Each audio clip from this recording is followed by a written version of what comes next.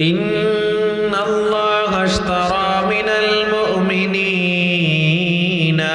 আনফুসাহুম ওয়া আমওয়ালাহুম বিআন্না লাহুমুল জান্নাহ।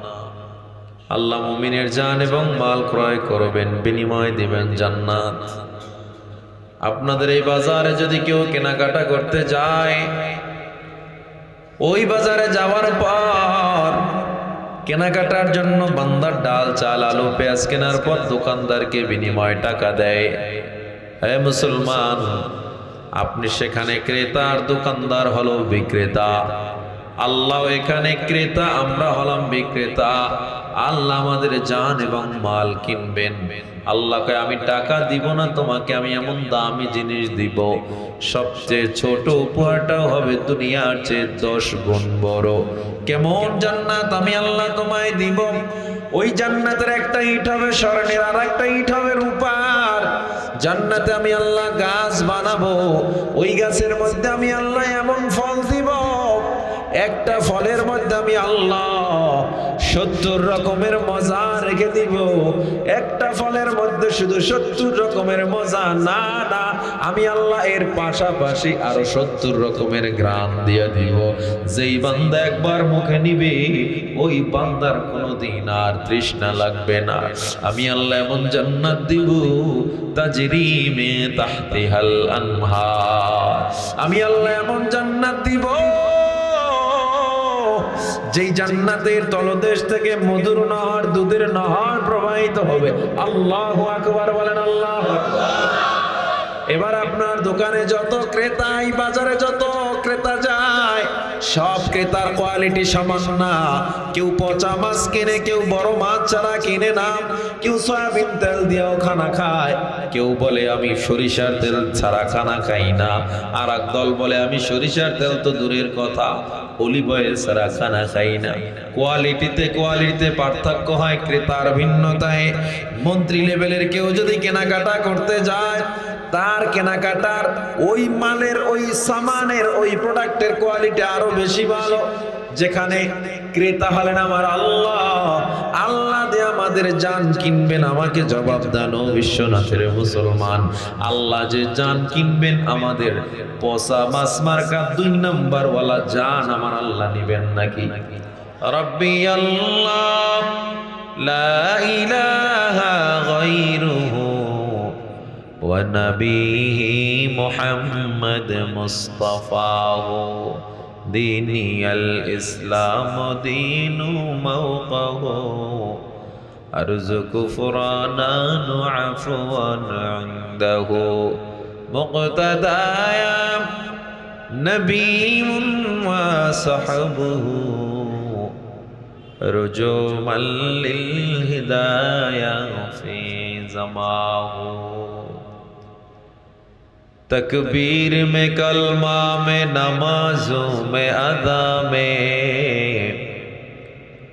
तकबीर में कलमा में नमाजों में अदा में है नाम इलाही से मिला नाम मुहम्मद, है नाम इलाही से मिला नाम मुहम्मद।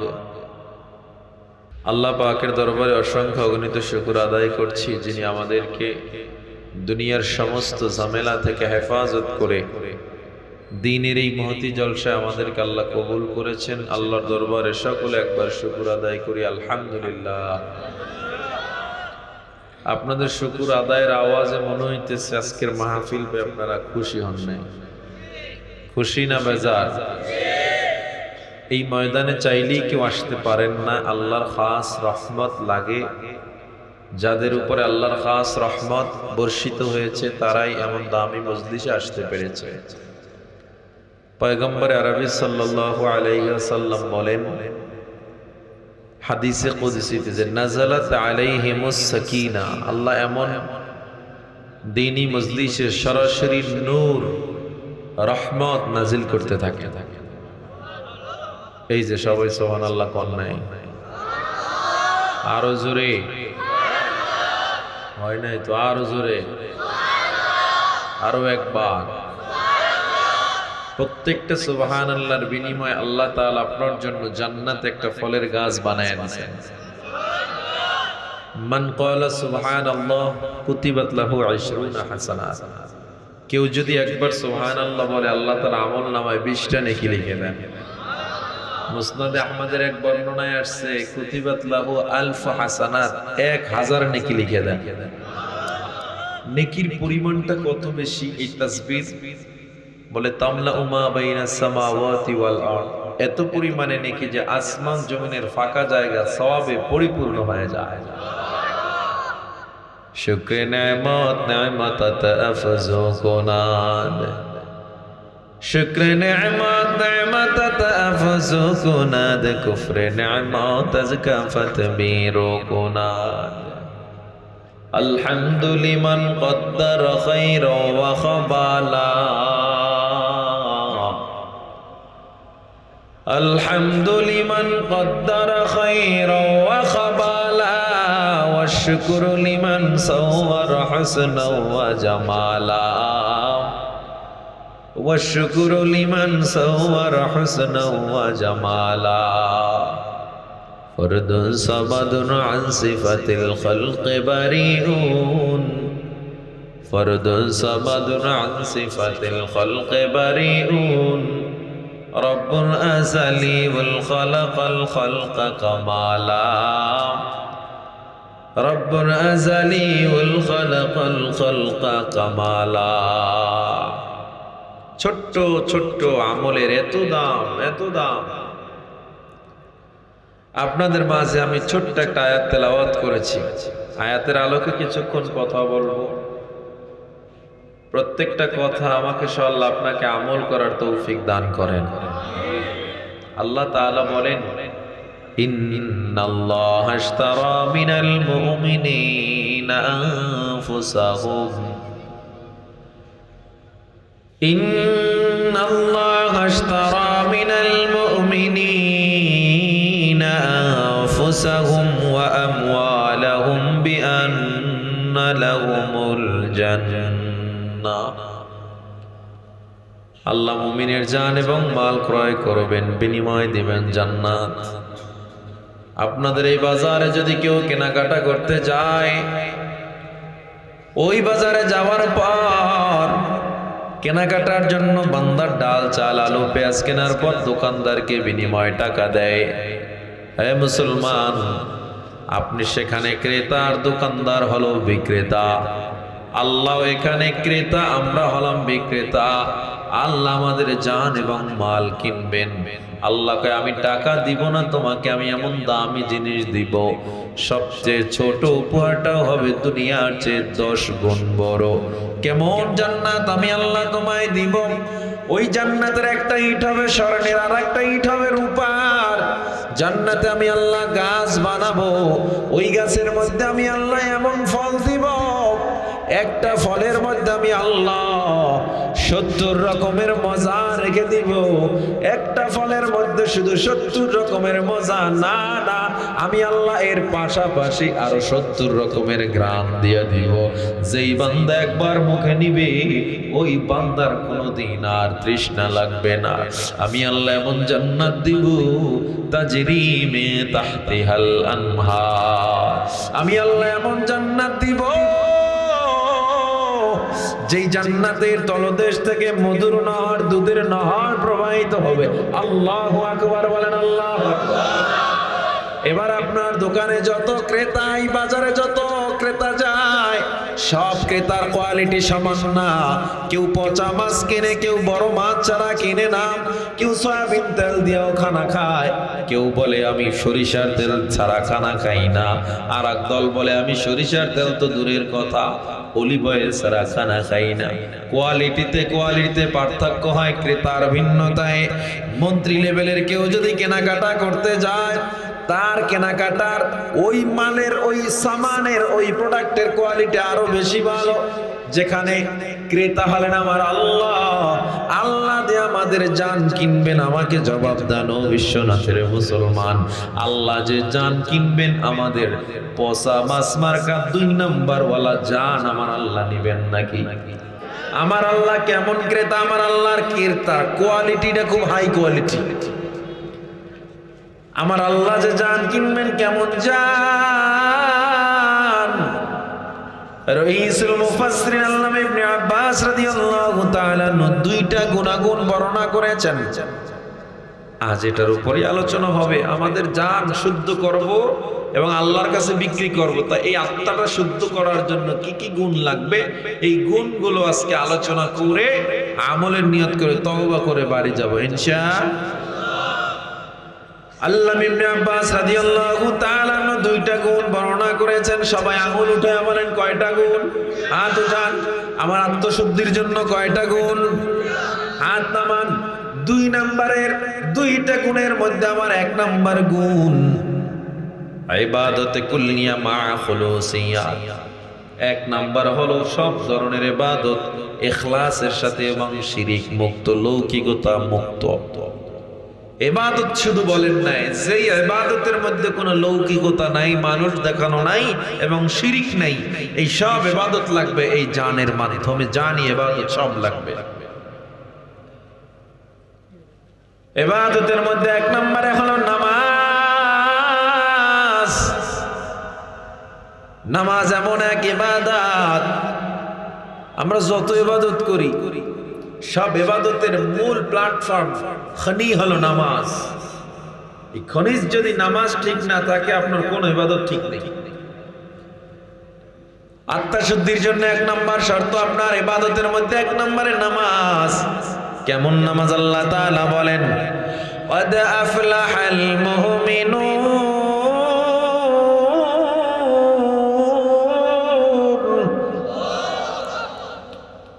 الذين هم في صلاتهم خاشعون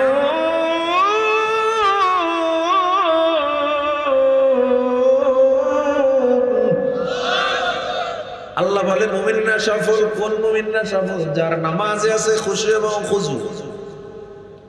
এই মিয়া নামাজের অভাব নাই, নামাজের অভাব নাই, কিন্তু খুশু খুজুওয়ালা নামাজের বড় অভাব। আপনার আমার নামাজের সূরা 2টা নির্ধারিত, কুল হুয়াল্লাহু ইন্নাতাইনা বাস, এই 2টাই সবচেয়ে বড় সূরা। আল্লামা ইবনে হাজার আসকালানী রাহমাতুল্লাহ আলাইহি বলেন যার নামাজ যত বড়, কিরাত যত বড়, ওই বান্দার আল্লাহর সাথে দিদারের সম্ভাবনা তত বেশি। সুবহানাল্লাহ। তাআল্লুক মা আল্লাহ, আল্লাহর সাথে সম্পর্কের অন্যতম শর্ত হলো লম্বা নামাজ। আমার নবী নির্ঘাত নিশ্চিত জান্নাতি মানুষ, এরপরও মায়ার নবী নামাজে দাঁড়ায় যাইতেন। ওই যায় নামাজ থেকে আমার নবী ফজরের আগে আর উঠতেন না। আম্মা জান আয়েশা বলে এমন বহু রাত গেছে নবী যায় নামাজে দাঁড়ায় থাকতে থাকতে পাও ফুলে গেছে, নবী আর পরেও নামাজ ছেড়ে যান না। এমন কি রাত নিতেন আমার নবী সূরা আল ইমরান পর্যন্ত সব শেষ করে ফেলতেন। এমন হয়েছে আমার নবী তাওবা সূরা পর্যন্ত তেলাওয়াত করে ফেলেছিলেন। এত লম্বা নামাজ আমার নবী পড়েছেন। আর আপনার আমার নামাজে খুশু খুশু। সুবহানাল্লাহ। যত ধরনের দোকানের হিসাব, বাড়ির হিসাব সব নামাজের মধ্যে, ঠিক না? দারুল উলুম দেওবন্দে পড়ার সময় আমরা আল্লামা আরশাদ মাদানী হাফিজুল্লাহ তাআলা আমাদেরকে বুখারীর দর্সে কিতাবুস সালাত নামাজের অধ্যায়টা পড়াচ্ছিলেন। তো আমরা কৌতূহলবশত জিজ্ঞেস করেছিলাম, হযরত নামাজে মনোযোগ বাড়ানোর জন্য একটা ফর্মুলা দেন। নামাজে মনোযোগ বাড়ে না আমাদের, নামাজে ঢুকলেই দুনিয়ার সব চিন্তা মাথায়। আপনাদের নামাজের মধ্যে দুনিয়ার তো কোনো চিন্তা আসে না, ঠিক না? যার আসে না আপনার ওয়াজ লাগবে না, আপনি তো শাহজালাল হয়ে গেছেন, আমি বাড়ি যাইতে পারি। নামাজে দুনিয়ার চিন্তা শয়তান ঢুকায়া দেয়, কারণ শয়তান চায় না যে তুই নামাজের মাধ্যমে আল্লাহর সাথে তাআল্লুক, সম্পর্ক গড়ে ফেল। কারণ বান্দার সবচেয়ে বেশি কাছাকাছি হয় নামাজের মাধ্যমে, আল্লাহর সবচেয়ে বেশি কাছাকাছি হয়। তাইলে আমরা নামাজে মনোযোগ কেমনে বাড়াবো? হুজুর বললেন नमाज़र कैफियत याद रखना, हर वक्तों की हर सलात में नमाज की कैफियत याद रखना। मैं अभी कौन सा हालत में हूँ, আমি এখন কোন অবস্থায় আছি, নামাজের কত নম্বর রাকাতে আছি, এতটুকু স্মরণ রাখো। কোন সূরা পড়তেছি, আমার সামনে কি করতে হবে। সূরা ফাতিহা পড়ছি, এখন সূরা মিলাতে হবে। আমি কোন সূরা পড়তেছি, আমি আলাম তারা পড়তেছি, এই সূরার দিকে মনোযোগ, আমি এই আয়াতটা পড়তেছি। তুমি যখন অন্য মনোযোগ মুখস্থ সূরা পড়তেছো হবে না। আমি যে সূরাটা পড়তেছি এর পরের আয়াতটা কি, এইটার উপরে মনোযোগ দাও। এরকম করতে করতে আস্তে আস্তে দেখবা হঠাৎ করে একদিন আল্লাহর সাথে তোমার কানেকশন হয়ে গেছে। আলহামদুলিল্লাহ, সেদিন থেকে নামাজ আমরা পড়লাম। বিগত জীবনের নামাজের চেয়ে সেদিনের নামাজে মজা আমরা আলাদা পাওয়া শুরু করছি, আলাদা মজা। নামাজ এমন এক ইবাদত, আল্লাহ নবী বলেন যার নামাজ যত ভালো তার ব্যবহার তত ভালো। আল্লাহ নবী কিন্তু বলেন নাই যার নামাজ যত বেশি তার ব্যবহার তত ভালো। আল্লাহ নবী বলছেন যার নামাজ যত ভালো। খুশু খুশু কাকে বলা হয়? আল্লামা জালালউদ্দিন সুয়ুতী রাহমাতুল্লাহ আলাইহি বলেন, খুশু অর্থ হলো আমার পুরো দেহটাকে আল্লাহর দিকে অবনত করে দেওয়া।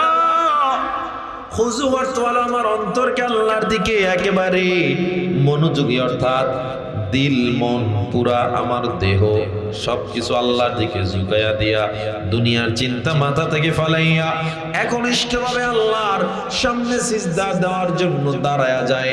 এটার নাম হলো খুশু এবং খুজু। আর আপনার আমার নামাজে এই শীতকাল আইলে তো কাশি একজনে দিলে 20 জনে শুরু করে দেয়, কথা কন না? হাউসি এমন ভাবে দেয়, হাই এমন ভাবে দেয়, ভিতরে আলাজিব্বা দেখা নাই। আপনাদের হয় না? এগুলো করা যাবে না। চুলকাইতেছে এক রকমের মধ্যে 3 বার দিলেই তো আমলের কাছেই সিজদায় গেছে, পিছে পা উঠে রয়েছে, হুশ নাই। নামাজ আমাদের কত যে ফাসেদ হয়ে যায় নামাজ, আমাদের হুশ নাই। আপনাদেরকে কি বলবো, আমাদের মধ্যেও তো নামাজের মোহাব্বত নাই। কি জোরে জোরে রুকু সিজদা, নামাজের মধ্যে আল্লাহর সামনে দাঁড়াইছো, এমপি মন্ত্রীর সামনে দাঁড়াও নাই। তাদের সামনে দাঁড়াইলে যতটুকু তুমি ন্যূনতম সৌজন্যবোধ দেখাও, এতটুকু আল্লাহর সামনে দেখাবো না? এতটুকু যদি দেখাও যে দুনিয়ার একজন মন্ত্রীর সামনে যতটুকু ভয় থাকে এতটুকু নিয়ে দাঁড়াও, এতে আল্লাহ খুশি হয়ে যাবে, এতটুকু নাও। অথচ দরকার তো ওই মন্ত্রীদের চেয়ে কয়েক কোটি গুণ বেশি ভয় নিয়ে দাঁড়ানো, অথচ তুমি দাঁড়াও না। এরপরে দোকানে কাস্টমার বেশি থাকলে তো কথাই নেই, নামাজের দিন শেষ। ধান কাটতেছে, ধান জমিন থেকে উঠাইছে কে? আর বলেন না কে উঠাইছেন? আল্লাহরে খুশি না কইরা আপনি নামাজে আজান হয়ে গেছে, দান দিলেও আল্লাহ, তাকে সিজদা না দিয়ে আপনি দান কাটতেছেন। এটা কেমন মুসলমান? নামাজে কে বলো না কাজ আছে, কাজে কে বলো আমার নামাজ আছে। নামাজে কে বলো না কাজ আছে, কাজে কে বলো আমার নামাজ আছে। নামাজ বিহীন পরপারে কি জবাব দিবে তুমি প্রভুর কাছে? নামাজ কে বলো না কাজ আছে, কাজ কে বলো আমার নামাজ আছে। সবসময় পারা যাবে না, দুনিয়ার যত কাজ তার কাজকে বলবেন তুই পড়ে, আমার নামাজ আগে, পারবেন ইনশাআল্লাহ? নামাজে দাঁড়াবেন, প্রথমে তাকবীরুল্লাহ দিবেন, এই সময় মনোযোগী যে হবেন দুনিয়ার আর কোনো চিন্তা আনতে পারবেন না। এটা জিহাদ শুরু করে দিবেন। শয়তান তুই আমার মনোযোগ নিবি, আমি আবার মনোযোগ আনবো, তুই মনোযোগ দূর করাবি, আমি আবার মনোযোগ আনবো। এই যে আমরা নামাজের শেষে আস্তাগফিরুল্লাহ পড়ি না সালাম ফিরাইয়া, এটার কারণ কি জানেন? কি কারণ? কি কারণ? আল্লাহ আমার নামাজটা ঠিক মতো মনে হয় নাই, আমি শয়তানের পাল্লায় মনে হয় নামাজ থেকে অমনোযোগী হয়ে গেছিলাম, এজন্য আমি ইস্তেগফার পড়তেছি, এজন্য আস্তাগফিরুল্লাহ পড়া হয়। আর অনেক এটার ব্যাখ্যা করে নামাজ পড়ে ভুল করছে লেগে ইস্তেগফার করতেছে। যারা আস্তাগফিরুল্লাহর বিরোধিতা করছে এরা এই যুক্তি দিয়া। এজন্য আমরা আস্তাগফিরুল্লাহর আগে একটা শব্দ বলতে পারি, আল্লাহু আকবার। কি? আল্লাহু আকবার, আস্তাগফিরুল্লাহ, আস্তাগফিরুল্লাহ, আস্তাগফিরুল্লাহ। যার নামাজ ঠিক নাই আর ব্যবহার ঠিক নেই, যে ঘরে বউ নামাজ পড়ে না, শাশুড়ি নামাজ পড়ে না, ওই ঘরের ঝগড়া কোনোদিন মিটবে না। যে স্বামী স্ত্রীর মধ্যে খালাস নাই, খুলুসিয়াত নাই, ওই স্বামী স্ত্রীর মধ্যে মিল মোহাম্মত পয়দা হবে না। স্বামী ভালো, বিবি নামাজ পড়ে না, বিবির মধ্যে অহংকার কমবে না। বিবি ভালো, স্বামীর মধ্যে অহংকার, স্বামীর ইবাদতের ঘাটতে এই কারণে অহংকার ঢুকছে, রিয়া ঢুকছে, হাসাদ ঢুকছে। এজন্য সবসময় এই যে আল্লামা ইবনে আব্বাস বলছেন, ইখলাস এবং খুলুসিয়াতের সাথে ইবাদত করতে হবে। ইবাদতের লোকের তো অভাব নাই, কয়জনে খুলুসিয়াতের সাথে করে এটা বলেন। ও মুসলমান ইমানদার, এজন্য আমার আত্মশুদ্ধির জন্য দুইটা গুণ, এক নাম্বার, দুই গুণের মধ্যে এক নাম্বার ইবাদত। ইবাদতের মধ্যে এক নম্বরে নামাজ, এরপরে সিরিয়াল ভাই আসে রোজা, হজ, যাকাত, সব আপনি ঠিকঠাক। তাহাজ্জুদ পড়ে, আওয়াবিন পড়ে, তাবলিগে যায়, কিন্তু বান্দার একটু সমস্যা। বলে কি? বলে সুদ খায়। কি খায়? আর কোনো কিছু নেই, সব শেষ। যত বড় তাহাজ্জুদ বলা সুদে আপনারা শেষ করে ফেলাইছে। সুদের 70টা গুনাহ। সবাই বলেন কয়টা গুনাহ? আবার বলেন।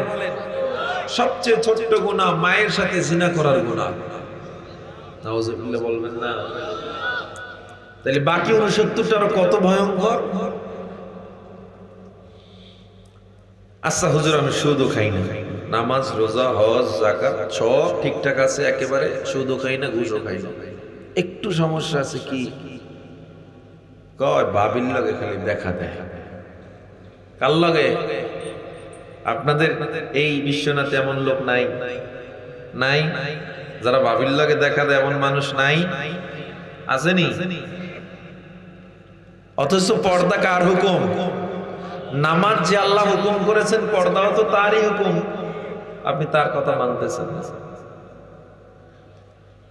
এবার আসেন, আমার পর্দাও ঠিক আছে হুজুর, আমি পর্দাও করি, সুদও খাই না, ঘুষও খাই না, তাহাজ্জুদ পড়ি, আওয়াবিন পড়ি, ইশরাক পড়ি, চাষ করি, এমন কোন সমস্যা যা আমার মধ্যে নাই, সব সমস্যা দূর করে আমি ইবাদত করতেছি।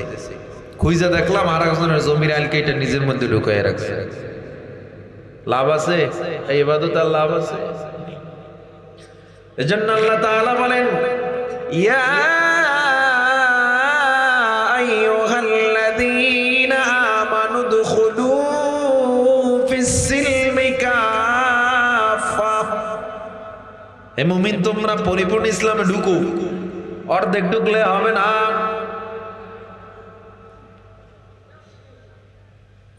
আল্লাহ তাআলা মুমিনের জান এবং মাল ক্রয় করে নিবেন।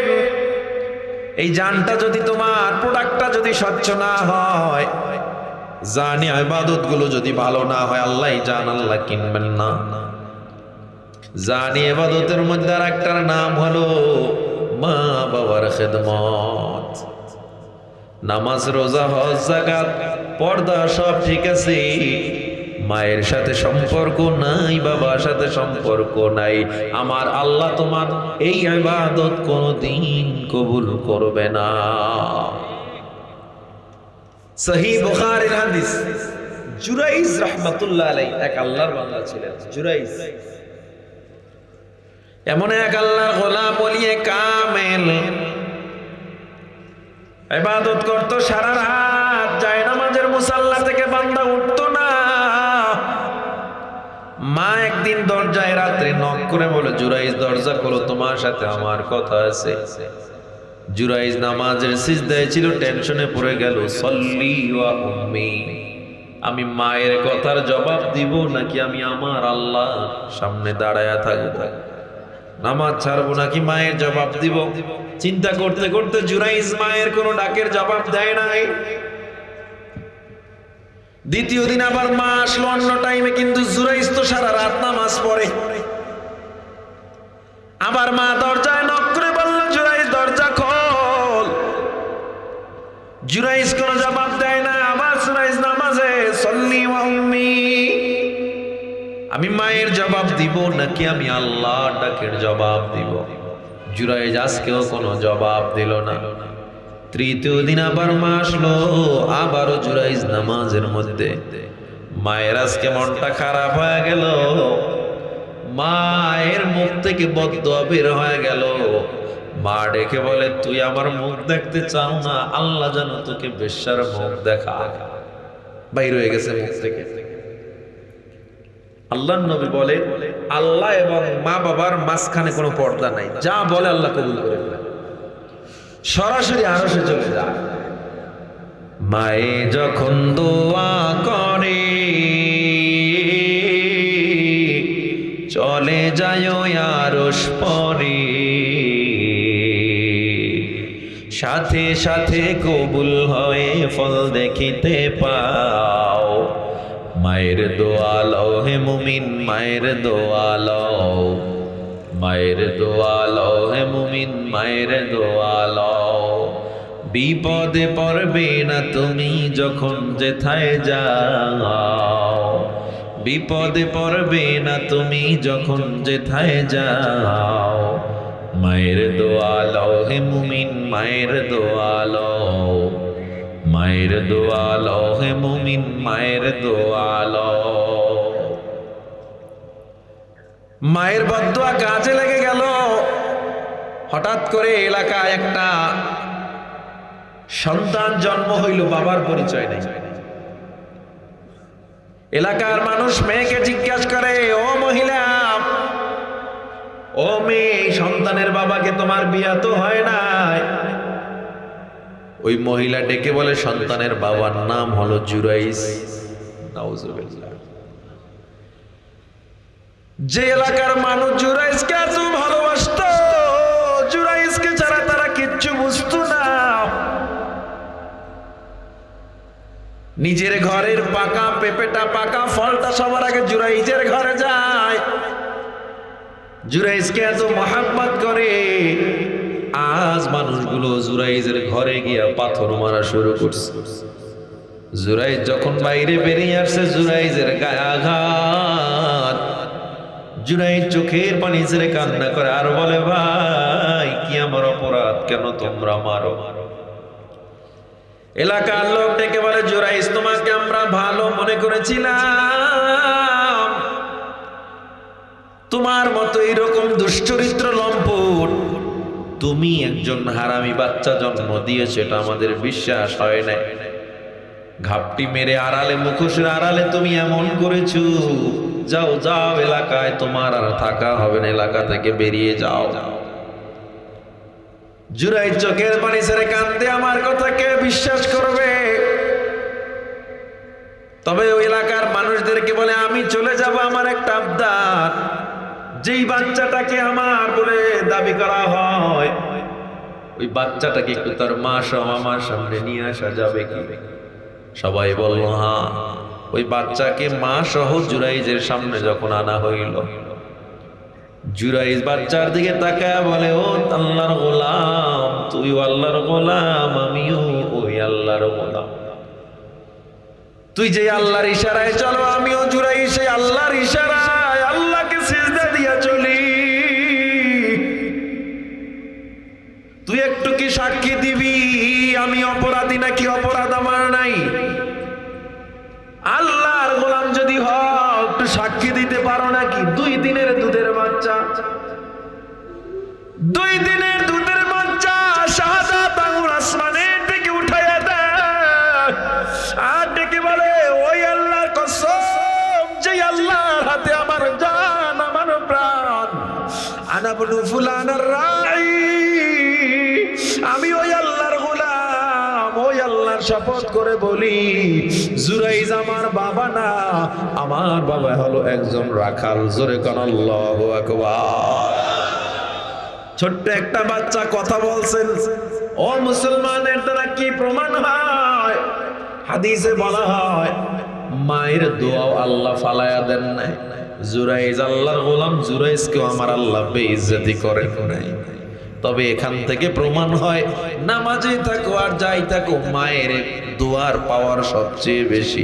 এজন্য তুমি নামাজি হও, রোজাদার হও, টাকাওয়ালা হও, যত বড় আবেদ হও, আলেম হও, মা বাবারে বেজার রাখিয়া কোনো আমল করলে কবুল হবে না। মা বাবারে বেজার রাখবেন। আল্লাহ নবী বলেন, হুমা জান্নাতুকা ওয়া নারুক, মা বাবাই তোমার জন্য জান্নাত আবার জাহান্নাম। কেমনে জান্নাত? বলে খেদমত করো জান্নাত, খেদমত যদি না করো জাহান্নাম। আবু হুরায়রা রাদিয়াল্লাহু তাআলা আনহু থেকে হাদিস বর্ণনা করা হয়, ইযা জাআ রাজুলুন ইলা রাসূলিল্লাহি সাল্লাল্লাহু আলাইহি ওয়াসাল্লাম, নবীজির দরবারে একজন আগন্তুক আসলেন, এসে বললেন, মান আহাক্কু বিহুসনি সাহাবাতি, ও নবী আমার মা বাবার মধ্যে কে বেশি কাছের হবে, কার আদর বেশি করব? ক্বালা উম্মুকা, আমার নবী বললেন তোমার মা। ক্বালা থুম্মা মান, নবী এরপরে কি? ক্বালা উম্মুকা, নবী আবার বলে তোমার মা। ক্বালা থুম্মা মান ইয়া রাসূলুল্লাহ, নবী এরপরে কে? ক্বালা উম্মুকা, নবী আবার বলে তোমার মা। নবী এরপরে কে? ক্বালা আবাকা, নবী চতুর্থবারে গিয়ে বললেন তোমার বাবা। তার মানে মায়ের দাম বেশি, বাবার দাম অনেক কম না? হে মুসলমান, মায়ের নাম তিনবার বলেছে এখানে হাদিসে মুহাদ্দিসিনে কিরাম উল্লেখ করেছেন। তিনবার বলার পিছনে তিনটা কারণ। দেখেন বাবার দাম কি পরিমাণ, অন্য হাদিস দ্বারা শুনেন। আন ইবনে ওমর আন নবী সাল্লাল্লাহু আলাইহি ওয়াসাল্লাম قال রিদার রাব্বি ফি রিদাল ওয়ালিদ ওয়া সাখতুর রাব্বি ফি সাখতিল ওয়ালিদ, যেই সন্তানের উপরে বাবা খুশি থাকে আল্লাহ ওই সন্তানের উপরে খুশি হয়ে যায়। যেই সন্তানের উপরে বাবা বেজার ওই সন্তানের উপরে আল্লাহ বেজার। বাবা রাগ করে আছে সন্তানের উপরে, আল্লাহ সন্তানের উপরে রাগ। তাহলে বাবার দাম আছে না নাই? আল্লাহ তাআলা আয়াতে বলেন, ওয়াকাদা রাব্বুকা আল্লা তা'বুদু ইল্লা ইয়্যাহু ওয়া বিল ওয়ালিদাইনি ইহসানা।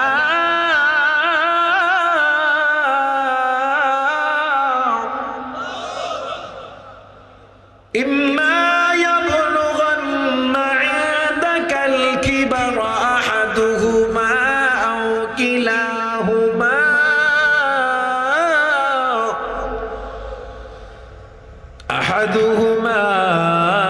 আও কিলাহুমা ফালা তাকুল লাহুমা উফফিন ওয়ালা তানহারহুমা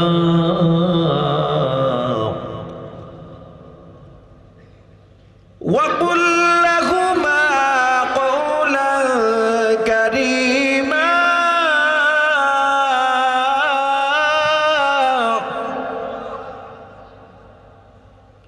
মা বাবার ব্যাপারে আল্লাহ তাআলা বলেছেন যে মা বাবার সাথে এমন ব্যবহার করো। কেমন ব্যবহার? মা বাবার সাথে কেমন ব্যবহার? وَقُلْ لَهُمَا قَوْلًا كَرِيمًا فَلَا تَقُلْ لَهُمَا উফ। মা বাবার সাথে উফ এই শব্দটা পর্যন্ত বলা যাবে না। উফ এই শব্দটা পর্যন্ত বলা যাবে না। আর আমরা মা বাবার সাথে কি ব্যবহার করি? আহা প্রিয় ভাইরা আমার, আপনি নামাজি হন, রোজাদার হন, যত যা হন, মা বাবার সাথে যদি ভালো সম্পর্ক না থাকে, তাআল্লুক না থাকে, আপনার এই নামাজ রোজা ইবাদতের কোনো দাম আল্লাহর দরবারে নাই। বলেন আছে? কথা বলেন না, আপনাদের কষ্ট হয়? আপনাদের চেয়ে কষ্ট আমার বেশি হয়। আমি তো অসুস্থ মানুষ, আমি তো অনেক অসুস্থ। ডাক্তার বলছে 9টার পর আর বাইরে থাকতে পারবেন না, এত কষ্ট।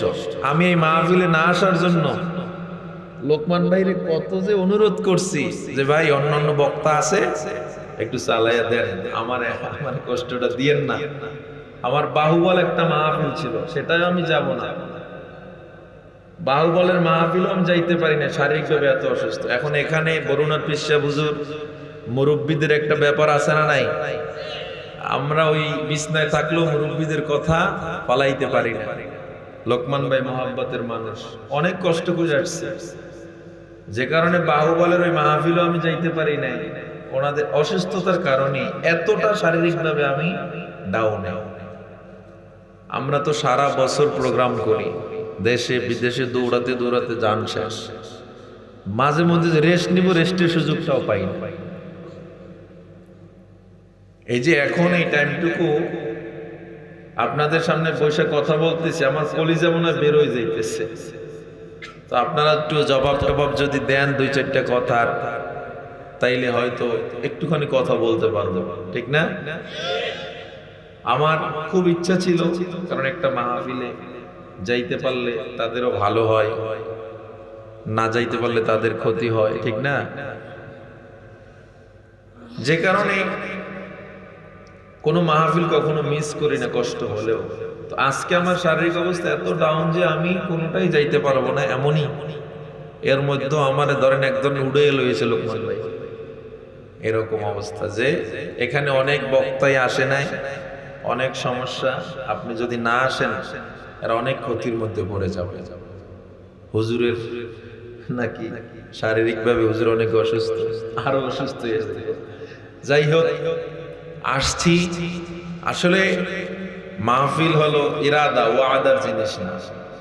আমরা ইরাদা করি, ইচ্ছা করি আসবো ইনশাআল্লাহ, কিন্তু একদম কাট্টাভাবে ওয়াদা করা আমাদের জন্য কঠিন। আমি তো আজকে অসুস্থ হয়ে থাকতে পারতাম, বিছানায় পারতাম না, একদম বিছানায় যে কি কোনো অথবা অ্যাক্সিডেন্ট আল্লাহ মাফ করুক হতে পারতাম, আল্লাহ হায়াত না রাখলে মারাও তো যেতে পারতাম। তখন এই মাহফিলটা চলতো না? চলতো তো, বা যেটা যেতে পারবো না সেটাও তো চলতো। যাই হোক, আমি কষ্ট করে অনেক কষ্ট করে আসছি, তো এই অল্প টাইম একটু কথা বলবো। প্রত্যেকটা কথা আমলের নিয়তে শুনবেন। লম্বা সময় বয়ান করবো না, করার চাহিদা, ইচ্ছা, মেধা, ওই পরিমাণ শক্তি শারীরিক কিচ্ছু নাই, তবুও করতেছি যেন আমলের নিয়তে দুই চারটা কথা হলেও যদি শুনতে পারেন লাভ আছে ইনশাআল্লাহ। আজ এই মাহফিলে অনেক বড় বড় হযরত উলামা ইকরাম বয়ান করেছেন, তো প্রত্যেকের কথাই হলো কোরআন সুন্নাহ ভিত্তিক। সবার কথাগুলোই দামি, সবার কথাই আমল করা উচিত। পিছনে যত আলোচনা শুনছেন, আমার আলোচনাটুকু সহ সব আমল কথাগুলোর মধ্যে একটা কথাও যদি আপনার জীবনের জন্য হেদায়েতের জরিয়া হয়ে যায়, এই মাহফিল কবুল হয়, ঠিক না? যাই হোক, তো আজকের এই মাহফিল আল্লাহ তাআলা আমাদেরকে হেদায়েতের জরিয়া হিসেবে কবুল করে নেন। এই যুব সংঘকে আল্লাহ কবুল করে নেন। এই মাহফিলের যেখানে যা প্রয়োজন আল্লাহ গায়েবী খাজানা দিয়ে পুড়িয়ে দেন। আপনারা যারা আসছেন আল্লাহ প্রত্যেককে তার ওলি বানায়া ঘরে নিয়ে যান। জোরে কোন আমিন। আত্মশুদ্ধি করার জন্য আমাদের গুণ লাগবে কয়টা? দুইটা, বলেন না কয়টা? এক নম্বরে হলো ইবাদতে কুল্লিয়া, সব ধরনের ইবাদত ইখলাসের সাথে হতে হবে, খুলুসিয়াতের সাথে, একনিষ্ঠ আল্লাহকে রাজি খুশি করার জন্য। আমার নামাজ, আমার রোজা, আমার হজ, যাকাত, পর্দা সব হবে কার জন্য? মান আহাব্বা লিল্লাহি ওয়া আবগাদা লিল্লাহ, কাউকে ভালোবাসবো তাও হবে কার জন্য? ওয়া আবগাদা লিল্লাহ, কারো সাথে রাগ করব তাও হবে কার জন্য? ওয়া আতা লিল্লাহ, দান খায়রাত করব তাও হবে কার খুশির জন্য? ওয়া মানা লিল্লাহ, কাউকে ফিরাবে তাও হবে কার জন্য? আল্লাহর জন্য। সব হতে হবে আল্লাহর জন্য। আল্লাহকে খুশি করে ইবাদত করলে ইবাদতে অনেক লাভ আছে। আর যদি আল্লাহরে খুশি না কইরা আপনি মানুষের খুশির জন্য নামাজে দাঁড়ান, মানুষ তখন আল্লাহর গোলামি করে না, মানুষ গোলামি করে নেতার গোলামি, দলের গোলামি, ঠিক কিনা বলেন? আমরা আল্লাহর গোলাম, আমরা আল্লাহ ছাড়া কাউকে ভয় পাই। আমি যদি সিজদা দেই, সিজদা দেবে একজনকে, তিনি কে? আমি গোলামি করলে একজনের গোলামি করব, তিনি কে? দুনিয়ার কোন রক্তচক্ষু, দুনিয়ার কোন বাতিল, দুনিয়ার কোন বেঈমান বেনামাজির সামনে মুমিন কখনো মাথা নত করতে পারে না। তুমি মুসলমান, তোমার গায়রাত নাই, তোমার মধ্যে এতটুকু ইজ্জত সম্মান নাই, তুমি একজন মুসলমান, তুমি কেমনে একটা বেনামাজির সামনে নিজেকে একেবারে বিলীন করে দিলা? কেমনে দিলা? হকের পথে থাকো। শিয়ালের মতো হাজার বছর বাঁচার মধ্যে কোনো লাভ নাই, সিংহের মতো এক মুহূর্তে বেঁচে থাকায় সার্থকতা আছে। লক্ষ লক্ষ রামবন্ধের মতো বেঁচে থেকে কোনো লাভ নাই, একজন ওসমান হাদির মতো একদিন বেঁচে থাকতে চায়। ওরা তারা মনে করেছিল ওসমান হাদিকে গুলি করে বিজাতীয় বিদেশের ভারতীয় আধিপত্যের বিরুদ্ধে কথা বলার আওয়াজকে তারা বন্ধ করে দিবে। আল্লাহর কসম করে বলি, একজন ওসমান হাদির মাথায় গুলি করে আধিপত্য বিরোধীদের স্লোগান বন্ধ করতে পারে নাই। একজন ওসমান হাদি শহীদ হয়েছে, লক্ষ লক্ষ ওসমান হাদি তৈরি হয়ে গেছে। বাংলাদেশের রাজনীতির মোড় চেঞ্জ হয়ে গেছে। তার একজনের জানা যায় যেই পরিমাণ মানুষ উপস্থিত হয়েছে, যারা ইসলামী মনাকে ইসলামী মূল্যবোধ যাদের মাথা ব্যথা ছিল, টকশোতে বসে যারা সারাদিন ইসলামের বিরুদ্ধে কথা বলতে চায়, ইসলামী রাজনীতির বিরোধিতা করে, এদের ঘুম হারাম হয়ে গেছে। ডাকসু নির্বাচনে, ওই নির্বাচনের পর ঢাকা বিশ্ববিদ্যালয়ের প্রত্যেকটা হল থেকে নারায়ে তাকবীর আল্লাহু আকবারের স্লোগান বের হয়েছে। নর্থ সাউথ ইউনিভার্সিটির ছাত্ররা নারায়ে তাকবীর আল্লাহু আকবারের স্লোগান দিয়েছে। প্রত্যেকটা খেলাধুলার স্টেডিয়াম পর্যন্ত নারায়ে তাকবীর আল্লাহু আকবারের স্লোগান। হাদির জানাজায় কোটি কোটি লক্ষ লক্ষ মানুষ তাকিয়েছিল, ওই জানাজায় হাজার হাজার লক্ষ মানুষ নারায়ে তাকবীর আল্লাহু আকবারের স্লোগান দিয়ে প্রমাণ করেছে এই বাংলার মানুষের মধ্যে শুধু ওলামায়ে কেরাম হুজুররাই ইসলামী রাজনীতি চায় না এমন না, বরঞ্চ ওলামায়ে কেরামরাই শুধু ইসলামী রাজনীতি চায় এমন না, শুধুমাত্র ওলামায়ে কেরামরাই রাজনীতি চায় না, ইসলামী রাজনীতি চায় না, প্রত্যেকটা মানুষ ইসলামী রাজনীতি চায়, ইসলামী দেশ চায়।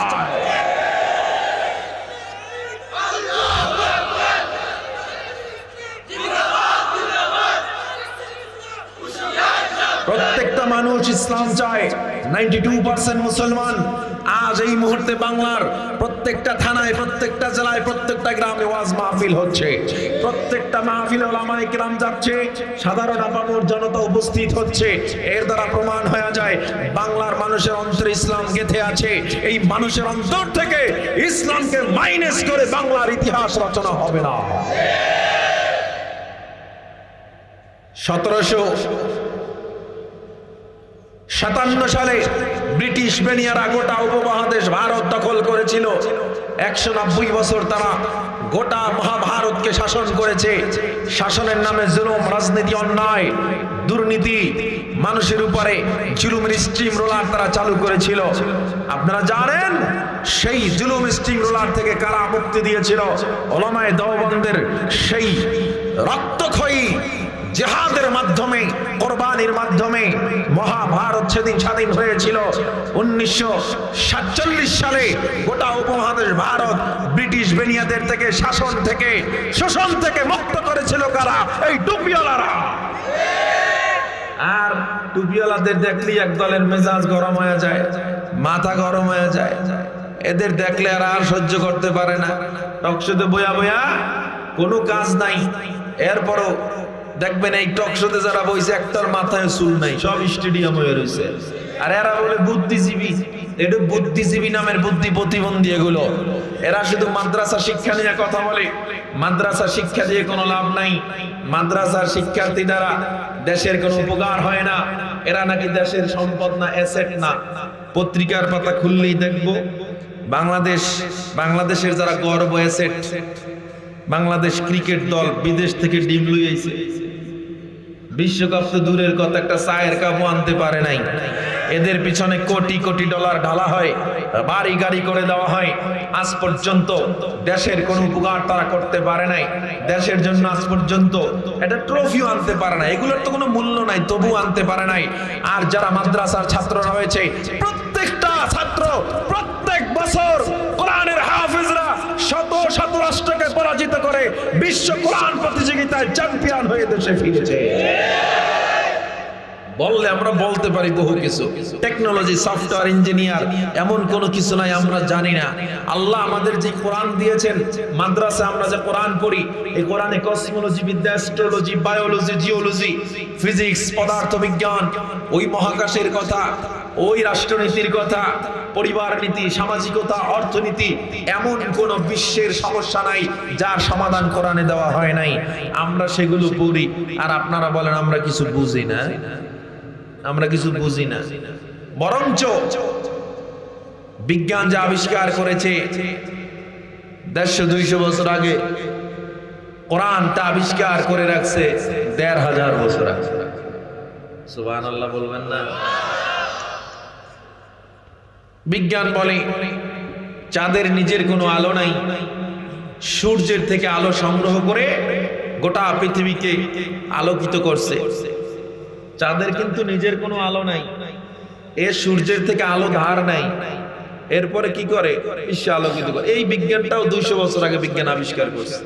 আর আল্লাহ তাআলা সূরা ফুরকানের ৬১ নম্বর আয়াতে এই বিজ্ঞানের কথা আরো ১৫০০ বছর আগে বলে দিয়েছেন। তাবারাকাল্লাযী জাআলা ফিস সামাই বুরুজান ওয়া জাআলা ফিহা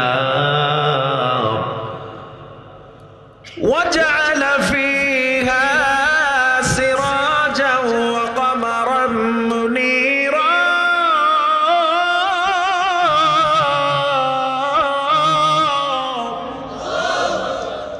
শুধু কি তাই? চন্দ্র সূর্যের কক্ষপথ, এরা প্রত্যেকে তার গন্তব্যে ফিরে আসে কক্ষপথে। তারা বিচরণ করে চলছে। বিজ্ঞান আবিষ্কার করছে তাদের কক্ষপথ মাত্র ১৫০ বছর আগে। আল্লাহ তাআলা সূরা ফুরকানের ৬১ নম্বর আয়াতে আরো ১৫০০ বছর আগে বলছেন। সুবহানাল্লাহ বলবেন না? এই যে ফিঙ্গারপ্রিন্ট ধরেন, আমি টিস্যুর বক্সটা ধরলাম, আবার এখানে রাখলাম, এই টিস্যুর বক্সে কিন্তু আমার আঙুলের ছাপ উঠে গেছে না? ল্যাবে নিয়ে টেস্ট করলে আমার আঙুলের ছাপ বের হয়ে যাবে। আইডি কার্ড করার সময় আমার আঙুলের ছাপ দিয়েছিলাম না, আইডি কার্ডের সাথে মিলে যাবে। এজন্য কোথাও যদি কোনো খুন হয়, প্রশাসন রুমাল দিয়ে অস্ত্রটাকে ধরে, তার আঙুলের ছাপের সাথে ওই সন্ত্রাসের আঙুলের ছাপ যেন ডাবল না হয়ে যায়, ওইটা তারা ল্যাবে নিয়ে টেস্ট করবে, সন্ত্রাসীদের আঙুলের ছাপ বের হয়ে যাবে। যে কারণে তারা এটা রুমাল দিয়ে ধরে। দেখেন আমার যে আঙুলের এই জায়গাটুকু, ইউনাইটেড নেশন বা জাতিসংঘের গণনা অনুযায়ী পৃথিবীতে ৮০০ কোটির উপরে মানুষ, প্রায় ৮৫০ কোটি। সুবহানাল্লাহ, একটা মানুষের আঙুলের সাথে আর একটা মানুষের আঙুলের ছাপের মিল নেই।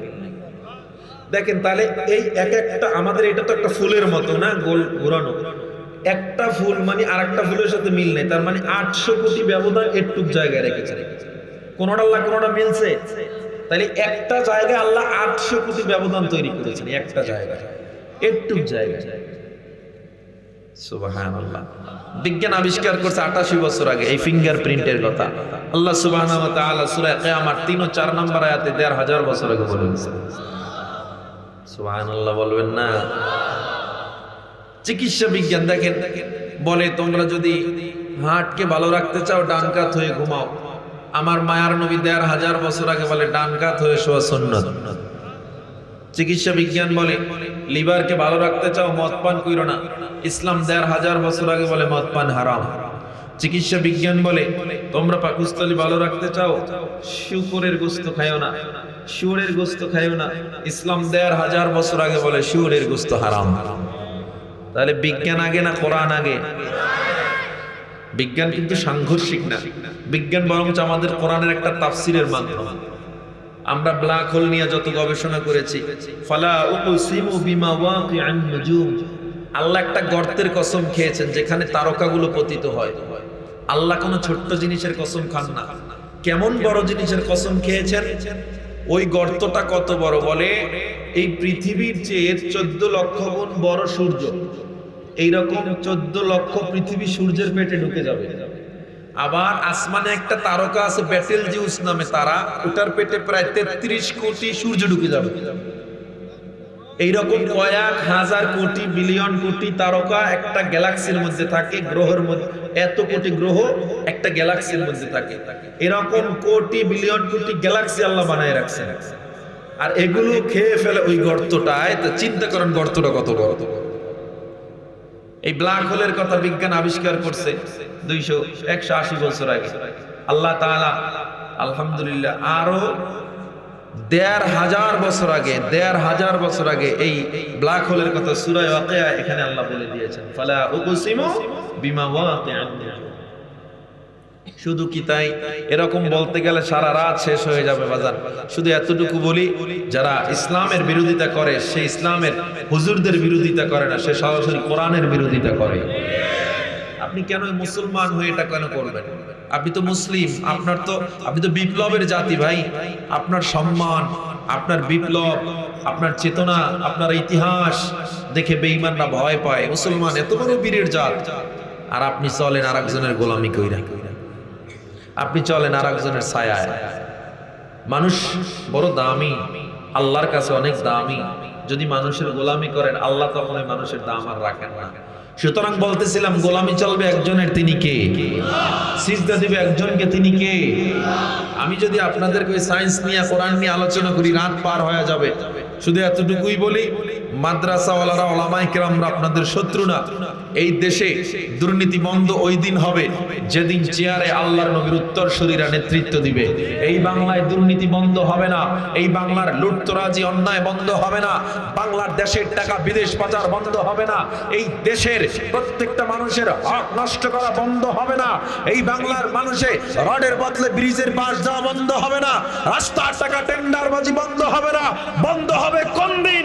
ইসলাম ক্ষমতায় আসবে যেদিন। ইসলামী মূল্যবোধ ছাড়া, ইসলামী মূল্যবোধ ছাড়া, ইসলামী অনুশাসন, খেলাফত ছাড়া মানুষের শান্তি আসতে পারে না। আল্লাহর নবীজির প্রিয় সাহাবী ওমর ফারুক রাদিয়াল্লাহু তাআলা আনহু ৫৬,০০০ বর্গ মাইল না অর্ধ পৃথিবী শাসন করেছেন। ফুরাত নদীর তীরে দাঁড়িয়ে তিনি বলেছেন, আমি ওমরের জামানায়, আমার ওমরের শাসনামলে একটা কুকুরও যদি ফুরাত নদীর তীরে না খেয়ে মারা যায়, আমি ওমর আল্লাহর দরবারে জবাব দিতে হবে। একটা কুকুরও তার শাসনামলে না খেয়ে থাকে নাই। এটাকে বলে ইসলামী শাসন, এটাকে বলে খেলাফত। মুসলমানদের ইতিহাস, সুলাইমান নবী গোটা বিশ্ব শাসন করেছেন, জুলকারনাইন গোটা বিশ্ব শাসন করেছেন। স্পেন আমরা মুসলমানরা ৯৫০ বছর পর্যন্ত শাসন করেছি। ওসমানী খেলাফত, আব্বাসী খেলাফত, মুসলমানদের টুপিওয়ালাদের শাসনামল ছিল, কোরআনওয়ালাদের শাসনামল ছিল পৃথিবীর ইতিহাসের সবচেয়ে সুন্দর এবং স্বর্ণালী শাসনামল। এদের আমলে বিধর্মীরা নিরাপত্তাহীনতায় ভোগে নাই। এদের আমলে মানুষ কখনো অন্যায়ের রোষের নকশানলে পড়ে নাই, অন্যায়ভাবে কাউকে হত্যা করা হয় নাই। হলেও বিচার ব্যবস্থা এমন কঠোর যে সন্ত্রাসীরা একবার কাউকে আঘাত করার আগে অন্তত ১০০ বার ভাববে যে আমার পরিণতি কি হবে। অনেকে বলে তালাক কেমন একটা জিনিস, মেয়েদের সম্মান নাই, তালাক দিলে আর আনতে পারবে না, আর একজনের লাগে বিয়ে বইয়ের বানা লাগবে। অথচ ভাবনাটা উল্টে দিতে পারে না। ইসলাম যে মেয়েদের সম্মান বাড়াইছে এটা বুঝতে পারে নাই। কেমনে বাড়াইছে? বারবার সতর্ক করেছে, খবরদার মেয়েরা সম্মানিত, এদেরকে তোমরা অবহেলা কইরা তালাক দিও না। এরা সম্মানিত, এদেরকে তালাক দিও না, দিলে কিন্তু কঠিন শাস্তি। আর একজনের বউ বানাইতে হইব, এই লোক তালাক দিবে, এরপর আনা লাগবে, বহুত কঠিন শাস্তি। এটা বুঝে না, বুঝছে কোনটা? আনা লাগবে। যদি তালাকটা স্বাভাবিক থাকতো, প্রতিদিন মেয়েদেরকে একজনে ৫০ বার তালাক দিত। কথা বলেন ঠিক না? মেয়েরা পণ্য হয়ে যায়, বুঝে উল্টা পাবে। বরং ইসলাম বলছে মায়েরা সম্মানিত জাতি, তালাক দিলে কিন্তু খবর আছে, খবরদার দিও না, এদেরকে আগলে রাখো, এদেরকে বাইরে ফেলায় দিও না, ছুড়ে ফেলাইও না। টকশোতে বয়া বয়া নারী স্বাধীনতার কথা বলে, আর বিজ্ঞাপনে নারীদেরকে পণ্য বানাইয়া নারীদের দেহ প্রদর্শন করে বাংলাদেশে বিজ্ঞাপন বানায়, আর এরা আবার নারীর অধিকারের কথা বলে। চিন্তা করে দেখছে, থাকবো না কুবদ্ধ করে, আমি আমার স্বামীর গোলাম হয়ে থাকবো না, নিজে চাকরি করব। চাকরি করো যাই গোলামি করে, কি কয় বিমানবালা যাই গোলামি করে প্যাসেঞ্জারে। স্বামীর ঘরে থাকবে না, কাজ করবে না, কাজ করো যায় মানুষকে দেহ প্রদর্শন করে। এটা নারীর সম্মান বাড়লো না কমলো? নারীরা যদি এই বাসের হেল্পারি করে, নারীরা যদি কন্ট্রাক্টরি করে, আচ্ছা নারীদের প্রতি পুরুষের আকর্ষণ, পুরুষের প্রতি নারীদের একটা আকর্ষণ, এটা কে সৃষ্টি করেছে? কেউ যদি বলে না আমার আকর্ষণ আয় না, তাহলে তোমার বেটারই লো, তুমি আউট অফ দ্য ওয়ার্ল্ড, তুমি বাইরে যাও, তোমার লাগে কোনো হিজাব নাই, তুমি হিজরা। নারীদের প্রতি পুরুষের আকর্ষণ, পুরুষের প্রতি নারীদের আকর্ষণ, এটা ন্যাচারাল, আল্লাহ সৃষ্টি করেছে। এখন আপনার কি করতে হবে? এটাকে সংযত করতে হবে। এখন বিড়ালের সামনে যদি মাছের পেয়ালা খালি রেখে কর খাবি না, খবরদার আমি বাজার থেকে আইতেছি, তোর দ্বারা রাইতে গেলাম, বিড়াল কই বাচ্চা যাও আমি দেখতেছি বিষয়টা। আর তুমি যদি বুদ্ধি করে একটা ডাকনা দিয়ে যাইতা, বিড়াল কিয়ামত হয়ে গেল, খাইতে পারতো? নারীরা হলো সম্মানী জাতি, কোমল জাতি, একটা আকর্ষণ আছে, পুরুষ বখাটে ছেলেরা, বখাটে বিড়ালরা নারীদেরকে আক্রমণ করবেই, ছিঁড়ে ফিরে খেতে চাইবে। তুমি যদি ঢাকনা নামের বোরকাটা নারীকে পরায়া দিতে, অন্তত 100 ধর্ষণের জায়গায় 99টা কমে যেত। কথা বলেন ঠিক না ঠিক? একজন বোরকা পরিহিতা ছাড়া নারী আর একজন বোরকা পরিহিতা নারী এক কোনোদিন এক না। এজন্য বুঝি না, কয় নারীদেরকে আটকায় কেন রাখবে, আটকায় কেন রাখবে? আল্লাহ আমাদের সহি বুঝ দান করেন, জোরে বলেন আমিন। তাইলে গোলামি চলবে কার? নাকি কোনো মানুষের গোলামি? না না, আল্লাহ তাআলা বলেন, ও দুনিয়ার মানুষ, তোমার মধ্যে 2টা গুণ লাগবে। 1 নাম্বার গুণ হলো ইবাদত, অন্তরাত্মা শুদ্ধির জন্য 2টা গুণ লাগবে। আজকে আলোচনার আলোচ্য বিষয় এখানেই আমরা শেষ করব। আমার অন্তরাত্মা শুদ্ধির জন্য 2টা গুণ লাগবে। 1 নাম্বার গুণ হলো ইবাদত করব, সব ইবাদত গুলো ইখলাসের সাথে আমলগুলো করব ইখলাস এবং একনিষ্ঠ ভাবে। 2 নাম্বার গুণ জিহাদ ফি সাবিলিল্লাহ, আমার জানকে আল্লাহর রাস্তায় কুরবানি করার জন্য প্রস্তুত রাখতে হবে। কার রাস্তায়? আমার জীবন যাক, আমার জীবন যাক, তবু আমি বাতিলের কাছে মাথা নত করব না, ইসলামের অবমাননা হতে দিব না, নবীর ইজ্জত লুণ্ঠিত হতে দিব না। এটা প্রত্যেকটা মুসলমানের ঈমানি দায়িত্ব। এটা আপনার মধ্যে না থাকলে নিজে নিজে লিখে নেবেন, আপনি নবীর মুনাফিক উম্মত। বিশ্ব নবীর অপমানে যদি না কাঁদে তোমার মন, মুসলিম নয় মুনাফিক, তুই নবীজির দুশমন। নবীর জন্য জীবন দিবে কে আছো নওজোয়ান, তাকবীর ছেড়ে সিংহ শাবক হও তুমি আগুয়ান। তোমার বুকে ইমানের বল, জবানে আল কোরআন, ভয়ে কাঁপে কাপুরুষ সব আর নরধম শয়তান। জীবনের চেয়ে বুকে আছে বেশি নবীজির সম্মান, কেমনে তুমি থাকবে বসে হলে তার অপমান। তুমি সাচ্চা মুসলমান, ইমান তোমার ধন, সাচ্চা মুসলমান, ইমান তোমার ধন। নবীর জন্য জীবন দিবে কে আছো নওজোয়ান। নারায়ে তাকবীর, নারায়ে তাকবীর। দিন ইসলাম, দিন ইসলাম, জিন্দাবাদ জিন্দাবাদ। মুসলমানের এই দেশেতে নাস্তিকদের ঠাঁই নাই, নাস্তিকদের পক্ষে যারা তাদের কোনো রক্ষা নাই। এই দেশেতে থাকতে হলে কোরআন মানতে হবে, কোরআন না মানলে সোনার বাংলা ছাড়তে হবে। জোর কদমে সামনে চলো, বজ্র কণ্ঠে আওয়াজ তোলো, সবাই মিলে একই তালে দাও না স্লোগান, নারায়ে তাকবীর, নারায়ে তাকবীর।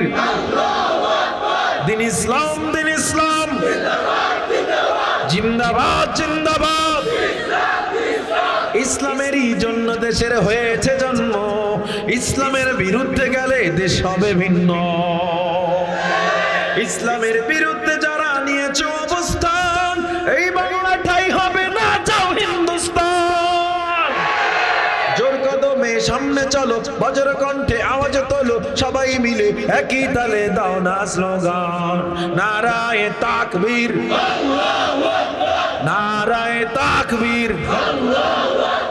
দিন ইসলাম, দিন ইসলাম, জিন্দাবাদ জিন্দাবাদ।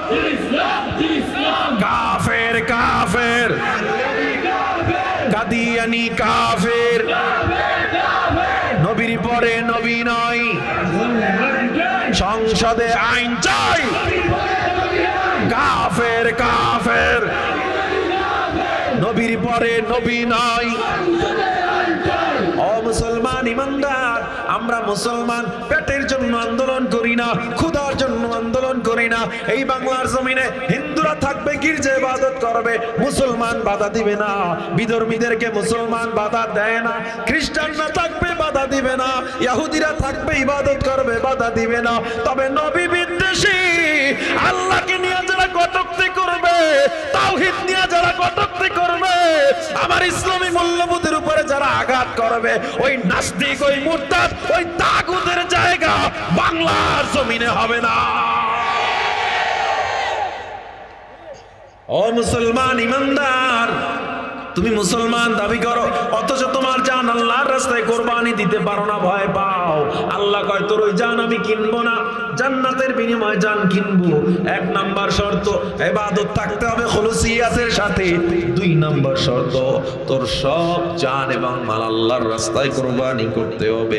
আমি মুসলমান বিশ্বাস করি, ও মুসলমান আমি মনে প্রাণে বিশ্বাস করি, এই বাংলার জমিনের এই শাহজালালের মাটি থেকে আমি বিশ্বাস করতে চাই, এই বাংলার মানুষ যে যেই দল করুক না কেন, আল্লাহর বেলায় নবীর বেলায় মা বাবাকেও ছাড় দিবে না, ঠিক কিনা?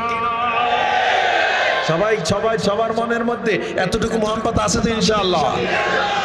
আমি বলি নাই, নবী বলছেন লা ইউমিনু আহাদুকুম হাত্তা আকুনা আহাব্বা ইলাইহি মিন ওয়ালিদিহি ওয়া ওয়ালাদিহি ওয়ান নাসি আজমাইন। মুমিন হতে পারবে না যতক্ষণ না পর্যন্ত তোমার মা, তোমার বাবা, তোমার দল এবং তোমার নেতা যা আছে সবচেয়ে আমি নবীকে বেশি ভালো না বাসবা, মুমিন হতে পারবা না। তাহলে মা বাবার দাম বেশি নাকি আমার নবীর দাম বেশি? কি লাভ হবে জীবন রাখিয়া? লক্ষ কোটি টাকার মালিক হয়ে গেছো, এমপি হইছো, মন্ত্রী হইছো, কি জনগণের জন্য করেছো? তোমার জানাজায় কুত্তাও যায় না, আর হাদির মতো জীবন তৈরি করো জানাজায় যাওয়ার জন্য, লোক জানাজায় যাইয়াও জায়গা পাবে না, ঠিক কিনা? আমরা আমাদের নেতাদেরকে আঙ্গুল ফুলে কলা গাছ হওয়ার মতো নেতা চাই না, জনগণের রাস্তা বন্ধ করে ভিআইপি প্রটোকলে চলার মতো নেতা আমরা চাই না। আমরা হাদির মতো নেতা চাই, যার পকেটে নির্বাচনের খরচ জনগণ ঢুকায়া দেয়। তোমরা তো চুরি কইরা, বাটপারি কইরা, ডাকাতি কইরা জনগণের টাকা মাইরের পর এমপি হইতে চাও। এমন এমপি, এমন নেতা আমরা চাই না। আমরা নেতা চাই ওমরের মতো, যেই ওমর কাঁধে আটার বস্তা নিয়ে মানুষের বাড়ি পৌঁছে দিয়েছে, ঠিক কিনা? আমরা নেতা চাই এমন মোহাম্মদ বিন কাসিমের মতো নেতা চাই, সুলতান মাহমুদ গজনবীর মতো নেতা চাই, যারা জনগণের দরদ বুঝবে। আগামী সামনে এই বাংলার জমিনে পরীক্ষার একটা মঞ্চ আসতেছে, আমরা সবাই ওয়াদা করব, কোন লুটতরাজ, কোন চাঁদাবাজ, কোন গুন্ডা, বেনামাজি, কোন দাড়িবিহীন, কোন সুদখোর, কোন ঘুষখোরকে আমার নেতা বানাবো না। কে কে রাজি আছেন? নারায়ে তাকবীর। আল্লাহ আমাদের কবুল করেন। যে যেই দল করেন, আপনি দেখবেন আপনার দলের নেতা যদি ইসলামী মূল্যবোধ না থাকে, ভোট কাউরে দেওয়া লাগবে না, ঘরে বসে থাকে, কেউরে দেওয়া লাগবে। কিন্তু আপনি একটা মদখোর, জুয়াখোর, দুর্নীতিবাজকে যদি নির্বাচিত করেন, আবার সেই আগের মতো ফলাফল দেখার জন্য রেডি থাকবেন। কয় সব দোষ এমপি মন্ত্রী। আমি তো বলি সবার আগে জনগণের দোষ। চোরকে ভোট দিয়ে আপনি হওয়ার, চুরি করার সুযোগ দেন, আর আপনি বলেন এমপি মন্ত্রীদের দোষ না। চেয়ারম্যান নির্বাচনে টাকা খুয়ায় কত জানেন? 1 কোটি টাকা, অথচ বেতন 12,000 টাকা। চেয়ারম্যান হইলে বেতন কত? যেই জনগণ বুঝে না যে 1 কোটি টাকা খুয়াইতেছে, আমারটাই আবার মাইরে খাইবে, এটার ভোট কে দেয়, এটা বুঝে না। আল্লাহ আমাদের সহি বুঝ দান করেন। কি হবে ছাত্র সেজে চুমুকে ছনদখানা, যদি হয় বিদ্যালয়টা পতিতাদের আড্ডাখানা। কি হবে ছাত্র সেজে চুমুকে ছনদখানা, যদি হয় বিদ্যালয়টা সন্ত্রাসীদের আড্ডাখানা। এর চেয়ে মরাই ভালো, দেশ ছেড়ে যাওয়াই ভালো। কি হবে ধোকা দিয়ে বিবেকটাকে, কি হবে বেঁচে থেকে অযথা বিদ্যা শিখে, যদি না গড়তে পারি শোষণবিহীন সমাজটাকে। কি হবে বেঁচে থেকে, কি হবে লেখালেখি কলমবাজির এই মহড়া, সমাজের আসল চিত্র যদি না যায় তুলে ধরা। যদি ওই ঘুষের বলে কলমটা উল্টো চলেনি, আপনার জমি আর একজনে ভূমি অফিসে যাইয়া টেবিলের তল দিয়ে হাত দিয়ে দিছে ভূমি অফিসার, ভূমি অফিসার কলম ঘুরাইয়া দিছে। বিশ্বনাথে এমন মানুষ নাই? বিশ্বনাথে থাকলেও কারিকোনায় নাই, আসেনি? জমি দখলদার আসেনি? প্রতিবাদ কে করবে? পুলিশের কাম, আগে জনগণ প্রতিবাদ করতে হবে। চোর ধরবে কেডা? যে ধরবে এই তো চোর। চোর ধরার মেশিন আছে, সেই মেশিনও বলে আবার শুরু হয়ে গেছে বাংলাদেশে। কি হবে লেখালেখি কলমবাজির এই মহড়া, সমাজের আসল চিত্র যদি না যায় তুলে ধরা। যদি ওই ঘুষের বলে কলমটা উল্টো চলে, তবে কি যাবে রোখা দুর্নীতিকে? কি হবে বেঁচে থেকে অযথা বিদ্যা শিখে যদি না গড়তে পারি শোষণবিহীন সমাজটাকে? কি হবে বেঁচে থেকে? কি হবে শেষ নবীজির উম্মত বলে দাবি করে যদি এই নবীর চেয়ার কাদিয়ানীরা দখল করে? নবীজির জন্য যদি রক্তের বহে নদী, নবীজির জন্য যদি রক্তের বহে নদী, তবুও হটব না এই দাবি থেকে। কি হবে বেঁচে থেকে অযথা বিদ্যা শিখে যদি না গড়তে পারি শোষণবিহীন সমাজটাকে? কি হবে বেঁচে থেকে? ও দুনিয়ার উম্মত, এজন্য বিপ্লবী জীবন বেছে নেন, গোলামীর জীবন বাঁচবেন না। আল্লাহ আপনাকে সম্মান দিয়েছে, হন আপনি রিকশাওয়ালা, বাথরুম পরিষ্কার করেন, মেথর হন আল্লাহর কাছে। আপনি ইবাদত গুজার যদি হন আল্লাহর কাছে, ওই প্রেসিডেন্ট আর আপনার মধ্যে কোনো পার্থক্য নেই। আল্লাহ বলে বরঞ্চ একজন মেথর, একজন সুইপার যদি নামাজি হয়, আল্লাহওয়ালা হয়, ওরকম কোটি কোটি প্রেসিডেন্টের চেয়ে আমার কাছে সুইপারের দাম অনেক বেশি। এজন্য আপনি কোয়ালিটি ডেজিগনেশন দেখে মানুষ নির্ণয় করবেন না কার ডেজিগনেশন কত বড়, কে চেয়ারম্যান, কে মেম্বার, কে এমপি, কে মন্ত্রী, কে কোন কোম্পানির চেয়ারম্যান, কে বড় ব্যবসায়ী, কে বিসিএস ক্যাডার, এগুলো আল্লাহ দেখেন না। কে মাওলানা, কে মুফতি, আল্লাহর কাছে এগুলোর কোনো পার্থক্য নাই।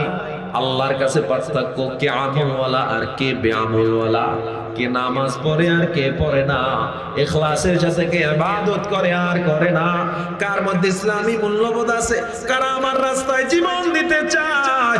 আমি আল্লাহ এদেরকে দেখি। উহুদের যুদ্ধ আল্লাহর নবীর মাথায় যখন হেলমেট ভেঙে ঢুকে গেল, আমার নবীর রক্ত পড়ে যখন দাড়ি ভিজে যায়, বেঈমানের আঘাতে আমার নবীর দাঁত ভেঙে শহীদ হয়ে যায়, হযরত ওমর, আবু বকর, আলী, ওসমান দৌড়া আমার নবীর আঘাত তারা সহ্য করতে পারে না।